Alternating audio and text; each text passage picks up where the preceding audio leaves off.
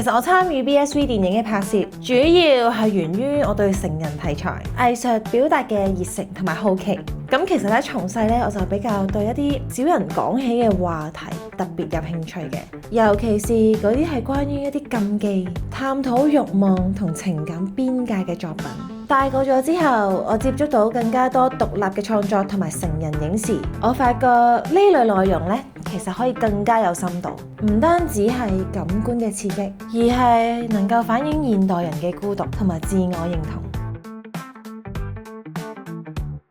當我收到劇本嗰一刻，我會反覆睇嗰個劇本好多次，將個角色嘅動機、背景、情緒轉折全部都睇清楚先，再將自己代入個角色入邊。我知道佢遇到某啲事嘅時候，究竟係咩心態，會有咩表情，會有咩諗法，同埋會有咩肢體語言，甚至眼神嘅變化，我都會慢慢咁去揣摩。BSV Sexy 系列已經嚟到第3季啦，咁我哋都吸取咗好多前2季嘅經驗，無論係拍攝手法啦，我哋自己嘅演技啦，同埋我哋嘅陣容班底啦，全部咧都有升級嘅。咁呢樣嘢咧就令我更加想去演好一個角色，呈現一啲好嘅嘢俾觀眾睇。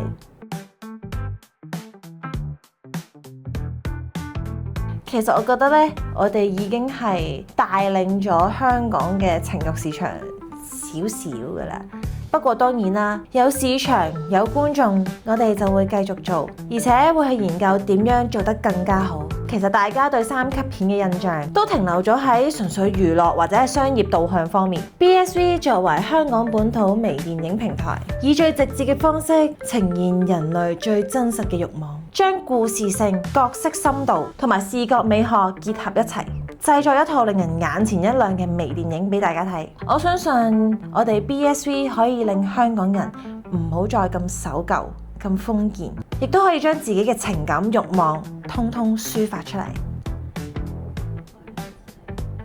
短期內咧，我希望我自己嘅演技啦，可以有更大嘅進步，係俾觀眾感受到嘅進步。希望自己跟住落嚟都可以參與一啲唔同類型嘅作品，令自己有更加大嘅成長空間。長遠啲嚟講咧，我就希望香港嘅成人影視內容咧可以更加多元化，更加多作品可以俾觀眾睇，同埋希望呢個行業唔好再俾人貼上負面嘅標籤。